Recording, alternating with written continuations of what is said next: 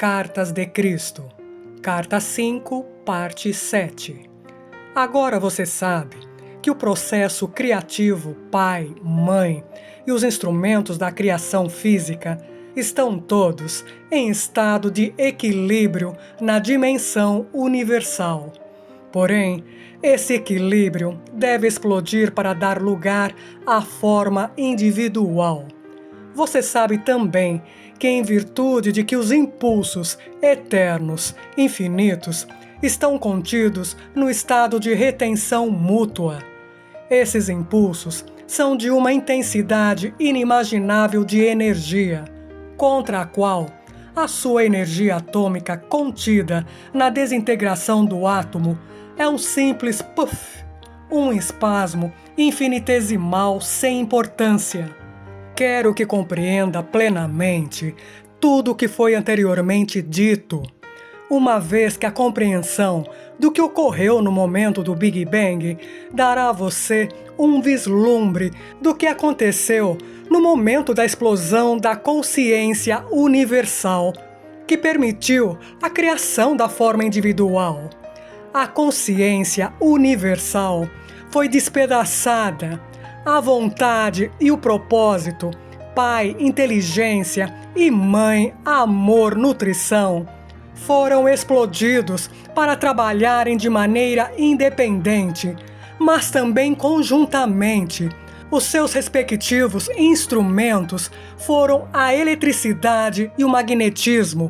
Da explosão do equilíbrio veio a grande intenção de autoexpressão.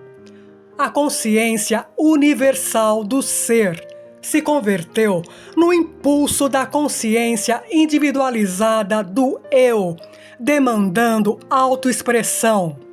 A vida e o eu original são sinônimos na dimensão da matéria. Eles se converteram na consciência da matéria. O que é a consciência da vida? É pai inteligência, ou impulso de movimento, visto como eletricidade, e mãe amor, ou impulso de propósito, nutrição, sobrevivência, visto como magnetismo na matéria. Comece a imaginar a explosão da consciência, do conhecimento. Para ajudá-lo a parcialmente visualizar o que ocorreu no momento do Big Bang, tente lembrar algum momento em que você também experimentou uma explosão em sua consciência. Isso ocorre quando você dedica todo o seu ser para alcançar algum objetivo importante. Você está a ponto de se engajar na execução de seus planos, em um estado de excitada antecipação, e alguma circunstância banal ou uma pessoa insensível o impede de realizar os objetivos que são tão caros ao seu coração. Como você se sentiria? A sua concentração seria dividida e você explodiria. Aqui novamente, devo pedir ao meu canal para enumerar alguns exemplos do que quero dizer em termos humanos, pois mesmo a menor consciência terrena é extraída da consciência universal. Imagine que você está no aeroporto, entusiasmado e preparado para desfrutar de férias inesperadas em um lugar distante. Ao chegar ao balcão de viagens, descobre que não existem documentos para você.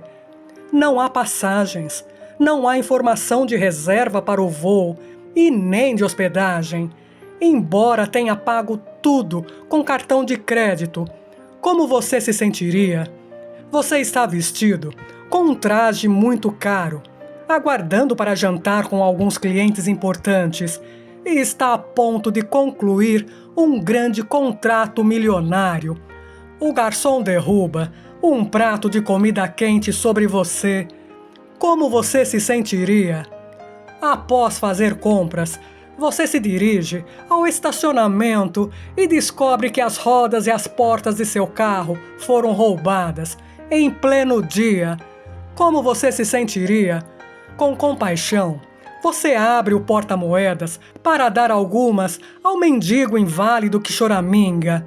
Porém, o homem se atira com força, rouba sua carteira e sai correndo como um atleta. Como você se sentiria? Em todas estas circunstâncias, você teria uma forte consciência de iniciativa em sua mente. A sua cabeça estaria cheia com um plano para sair e fazer alguma coisa, para realizar um certo propósito pacificamente. A sua intenção estaria entrelaçada com o seu propósito, portanto, em equilíbrio. Mas observe que sua atenção crescia na expectativa de se aproximar do seu objetivo. Quanto maior a tensão, maior a explosão. De fato, você estaria no mesmo estado que a consciência universal, conhecimento, intenção. Pai, inteligência, em equilíbrio, com mãe, propósito, para dar o ser e a forma ao plano que você tem a intenção de criar. Você pode imaginar o caos mental emocional que se seguiria após sua explosão, a incapacidade de pensar com clareza, os pensamentos que viriam, um após o outro, exigindo expressão, nenhum deles sensatos ou lógicos. Tente compreender que você, uma forma individualizada, é o microcosmo do macrocosmo. Você é a cabeça de um alfinete, expressando a consciência, conhecimento universal. Seja quando em equilíbrio, medita aquietando o pensamento. Seja como consciência ativa, quando pensa e sente, projeta e cria.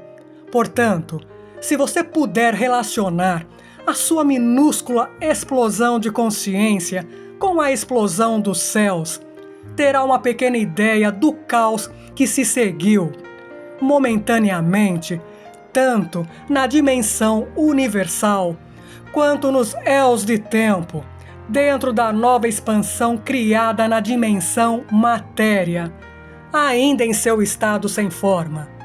Assim, muitos de vocês terão que reorganizar totalmente suas ideias a respeito da criação. Ela iniciou em uma condição de caos total. Os impulsos universais foram divididos. Não havia um projeto para dirigir ou controlar o início da individualidade. Os impulsos estavam ainda sem nenhuma forma consciente ou direção. Eram impulsos naturais para realizar certas funções impulsivas, distintas na consciência, porém, não estavam inteligentemente dirigidos para um específico movimento ou ligação, por nenhuma força diretiva superior. Eles estavam sós, impulsos da consciência, conhecimento, separados e perdidos, capazes de receber impressões. Porém, não havia outras impressões para receber além daquelas do caos interior do movimento, atividade, da eletricidade e da ligação, repulsão do magnetismo.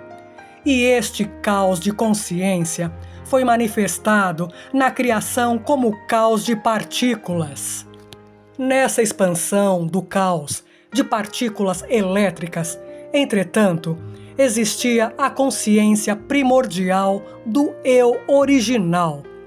Não importando qual fosse o caos, o eu original veio através da intenção Pai para deslocar-se, tomar o controle, criar. O eu original tomou forma inicial em uma carga positiva de energia elétrica. Converteu-se em força. Eu, dominante sobre a forma de um próton com seus satélites de carga elétrica negativa, sobre o qual a mãe, propósito de ligação, foi ativada, sobre a forma de uma carga elétrica positiva, encontrando-se com uma carga elétrica negativa. Ele se afeiçoaram, como se poderia dizer, de dois seres masculino e feminino, evoluídos das espécies vivas, e se uniram. A mãe, propósito de repulsão, foi ativada quando pareceu provável que duas cargas elétricas positivas ou duas negativas iriam se encontrar e reagir negativamente. Ela se interpôs e a separou, exatamente como a sua parte fêmea evoluída. Uma mãe separaria a dois brutos turbulentos e agitados a ponto de envolverem-se em uma briga. Essa foi a única forma de consciência-conhecimento no caos durante muitíssimo tempo, ainda que o tempo não tenha nenhuma importância no reino da matéria em si. O tempo somente tem importância quando há um contato de conhecimento consciente entre cargas elétricas, resultando em ligação ou repulsão, quando há uma progressão de aproximações e eventos que ocorrem, e quando há propósitos a serem alcançados. Fora disso, o tempo não tem sentido. A criação é o produto dos impulsos primários, funcionando de maneira individual e em conjunto, causando impressões um sobre o outro, satisfazendo necessidades inerentes gravadas na consciência. Essas necessidades são de início as de aumentar e experimentar a autoexpressão, levando em seguida a uma maior separação, para restaurar um sentido de segurança interna e de conforto, e ser reunido na harmonia da consciência universal. Dessa forma impulsora, para uma harmonia reunida do ser, veio o impulso masculino-feminino de reunião para recuperar a bem-aventurança que está oculta na consciência da alma.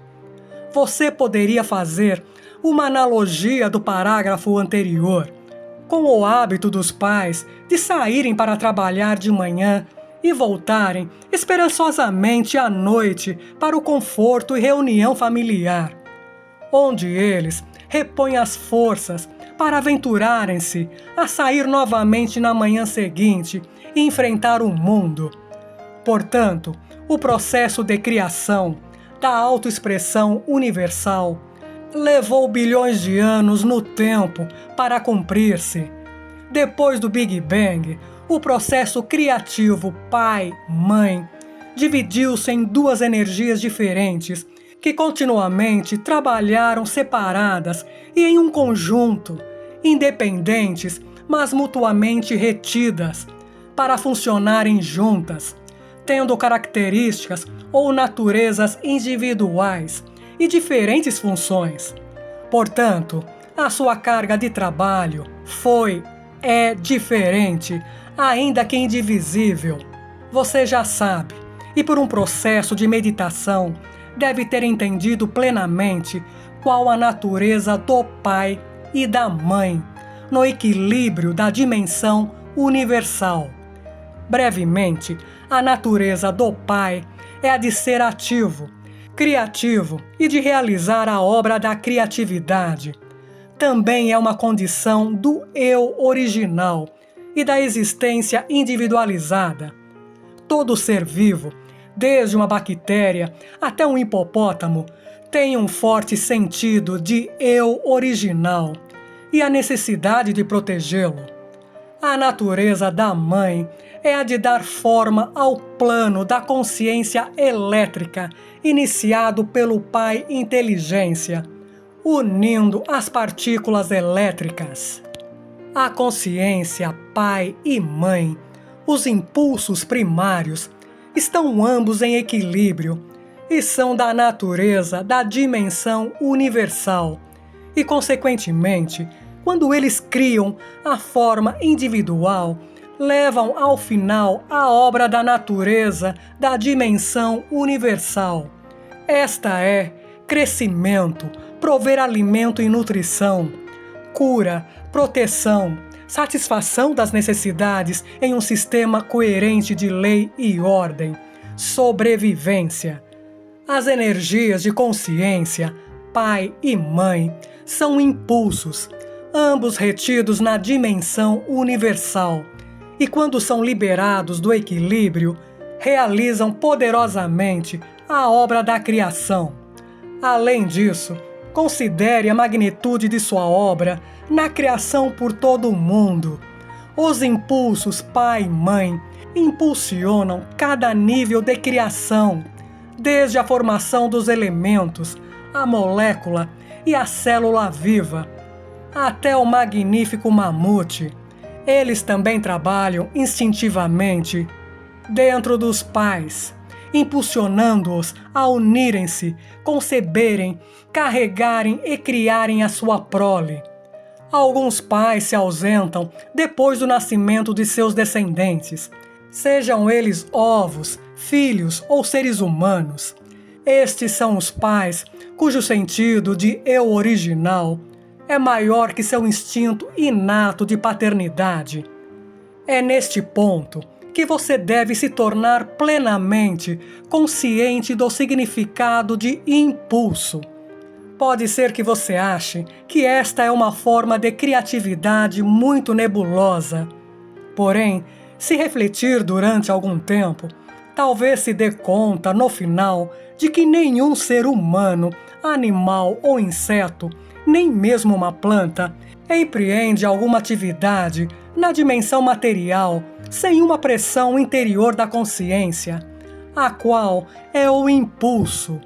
Este pode ser o de virar-se para o sol, correr, comer, trabalhar, dormir, fazer compras, ter um filho. Sempre o impulso precede a atividade, inclusive a de piscar os olhos. E mais, não há nenhum impulso que se inicie uma atividade que não esteja dirigida por algum propósito. As plantas giram as flores e as folhas para captar os raios do sol necessários ao seu crescimento. As pessoas correm para manter a forma, comem para satisfazer a fome, trabalham para ganhar a vida, dormem para escapar das tensões e recarregar as suas energias. Vão às compras para se suprir de alimentos, tudo direcionado para a sobrevivência e o conforto pessoal. Então, os impulsos são a realidade por trás e dentro da criação.